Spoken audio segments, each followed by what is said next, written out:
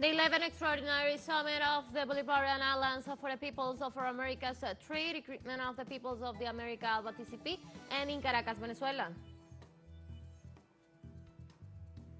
In Palestine, authorities evacuate patients and the displaced from the Al-Aqsa Martyrs Hospital as Israeli attacks intensifies in central Gaza.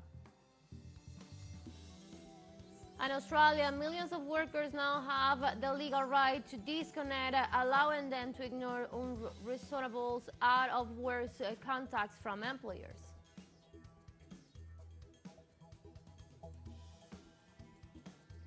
Hello, welcome to From the South. I'm Ana Marrero from the teleSUR headquarters in Caracas, Venezuela. We'll begin with the news. Stay with us.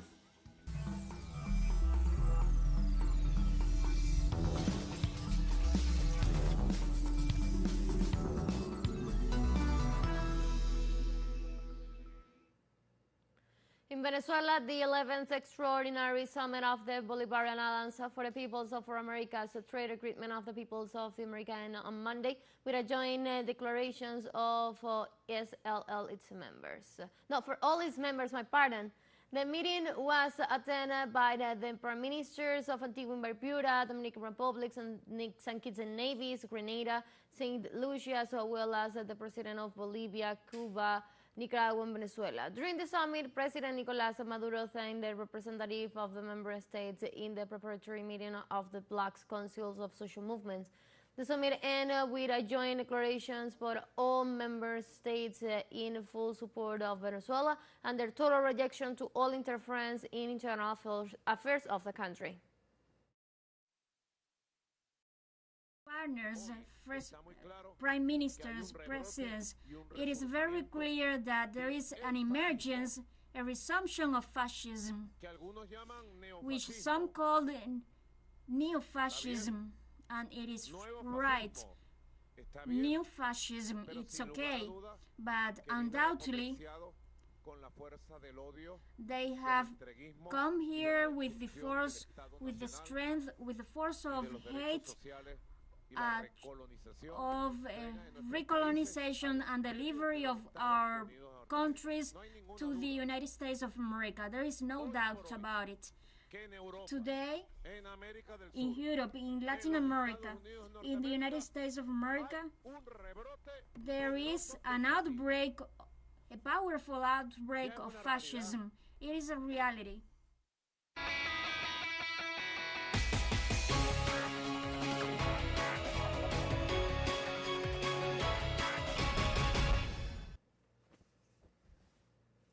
In Venezuela, the Electoral Commission of the Communes gave an update account of the development of the second popular consultation, affirming that the democratic exercise was successfully developed.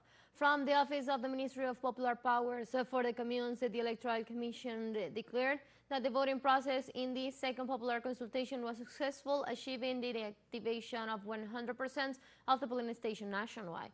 During the day, a total of 4,505 communal circuits choose to prioritize projects in their communities. Among the others, they vote on projects to improve the drinking water system, roads, housing, electricity, health, education, social productive units, environment, public transportation, port facilities, and gas.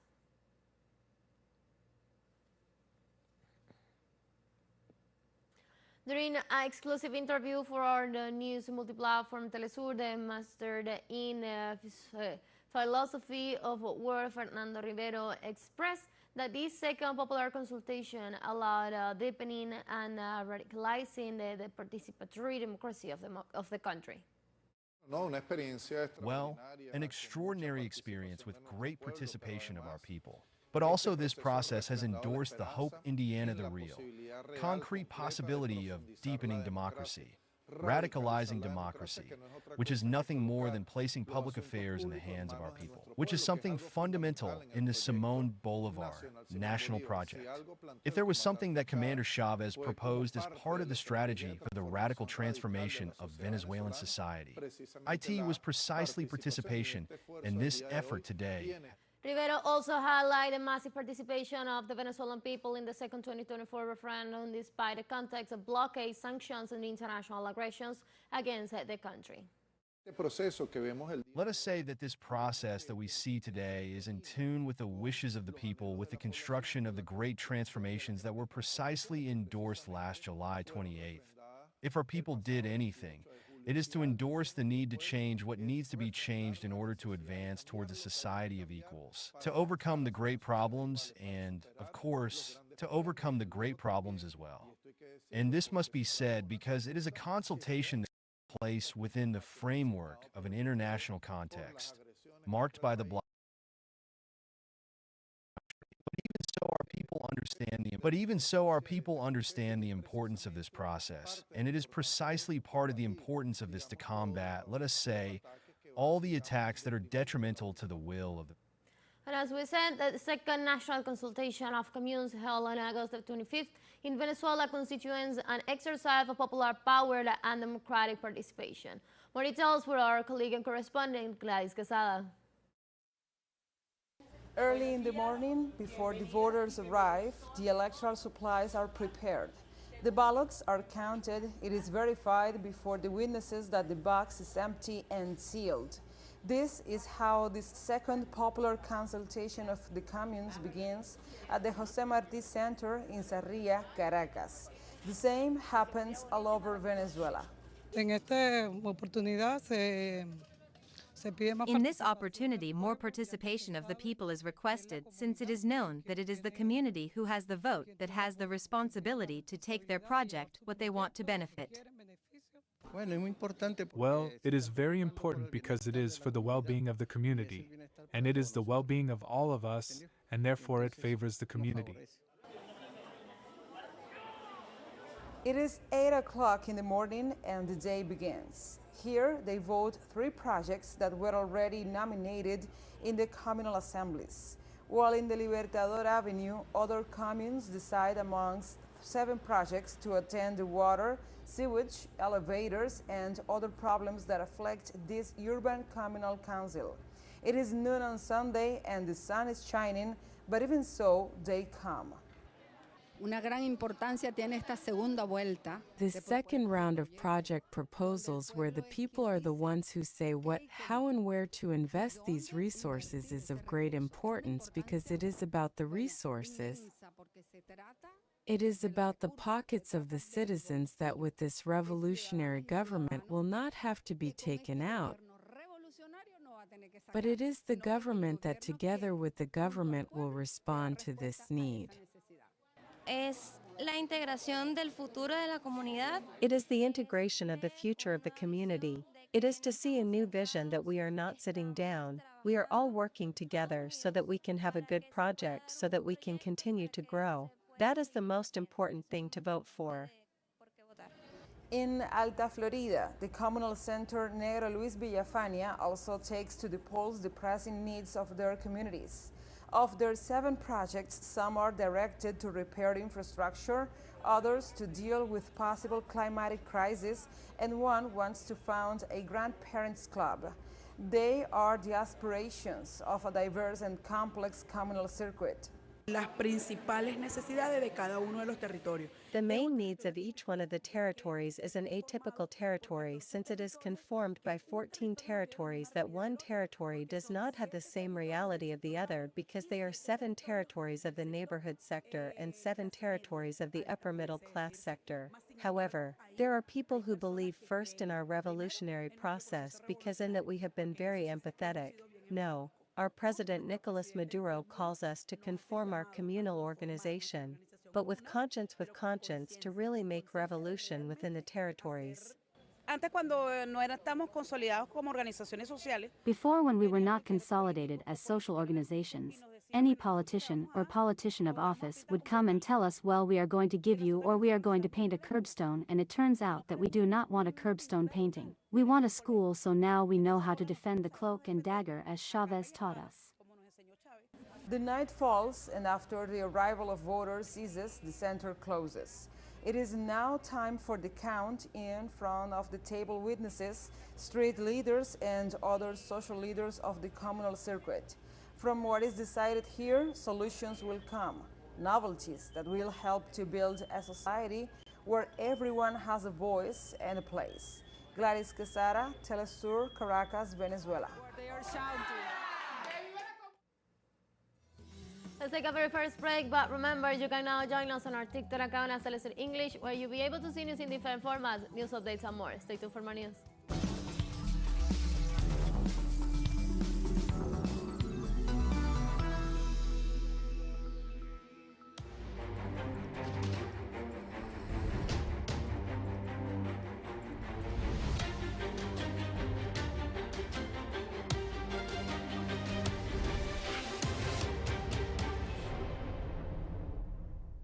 Welcome back to From the South. In Palestine, patients and the displaced are evacuating from the Al-Aqsa Martyrs Hospital in the site of the Israeli occupation army in the center of Gaza Strip. Zionist forces issue an evacuation order nearby the hospital located in Deir Bala, and attacks surrounding buildings, triggering panic among the population. Medical authorities report they have admitted 650 patients in the hospital, but just 100 cases remain in the facilities, including 7 in intensive care units. Just in the last couple of days, over 100,000 inhabitants of that city have been displaced, further reducing the cramped and overcrowded areas considered humanitarian, in which most of the nearly 2 million displaced Palestinians are sheltering.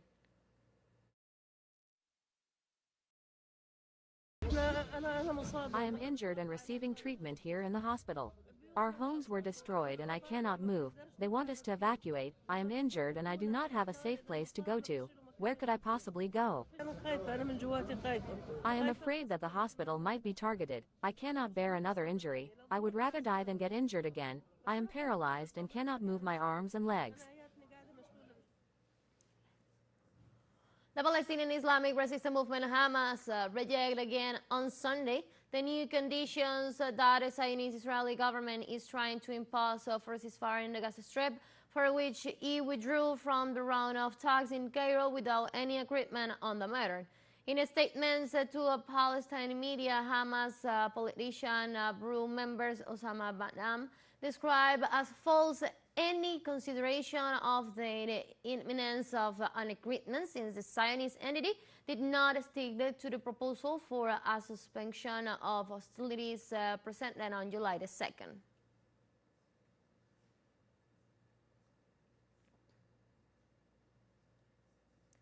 The Secretary General of the UN organization, Antonio Guterres, expressed his concern over the increasing number of exchange far across the border between Lebanon and Israel.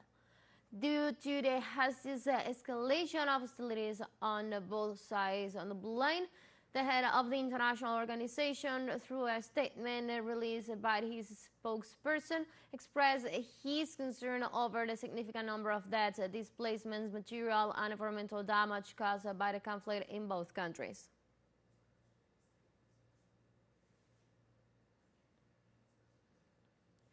In Pakistan, insurgent groups killed at least 22 people in a discriminatory action in the south of the country.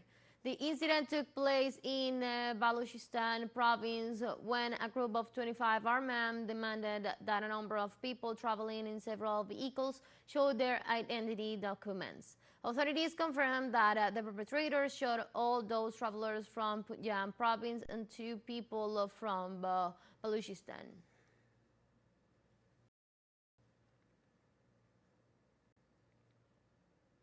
Let's take our last break, but before we invite you to visit our YouTube channel at teleSUR English, where you'll be able to watch interviews, top stories, special broadcasts, and more. Hit the subscribe button and active the notification bell to stay up to date on the world's most recent events. We'll manage our break, don't go away.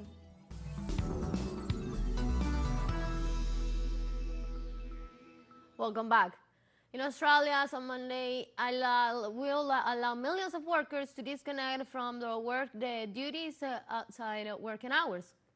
According to the law passed by Parliament last February, workers in companies with more than 15 employees may refuse to answer emails or phone calls from their bosses or other people linked to their workplace.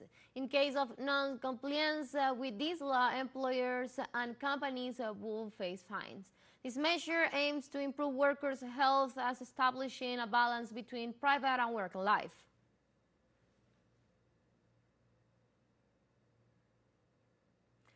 French judicial authorities extends the detention of Telegram CEO Pavel Durov after he was arrested at Paris airport for alleged offensive related to his messaging services. The French Agency for the Prevention of Violence Against Minors has issued an arrest warrant for Durov as part of a preliminary investigation into alleged crimes, including fraud, drug trafficking, cyberbullying, organized crime, and promotion of terrorism. Later, the examining magistrate in charge of this investigation extended his pretrial detention, which could last up to 96 hours at most, according to the sources close to the case.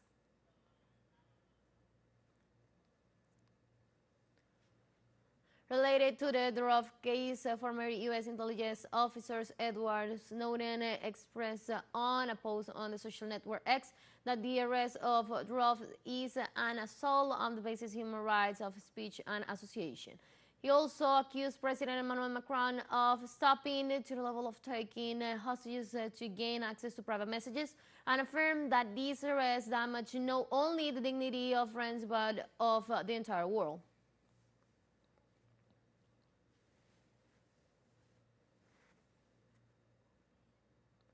Moreover, the company said that Telegram CEO Pavel Durov has nothing to hide and that he traveled frequently around Europe. They also state that Telegram complies with European legislation, including the law on digital services, and that its moderation is in line with industry standards and is completely improving.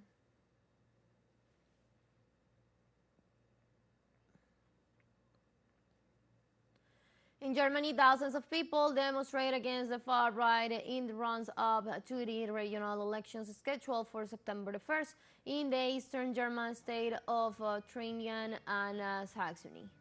More than 30,000 people demonstrated in both regions a few days before the regional elections, in which, according to the polls, the German far-right AfD party is on the rise.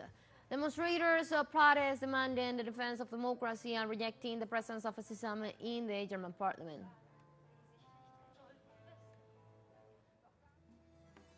I have come to the end of this news brief, but you can find these and many other stories on our website at telesurenglish.net. You can also join us on our socials. We're on Facebook, on X, and on Instagram as well. For Telesur English and from the South, I'm Ana Marrero. Thank you for watching.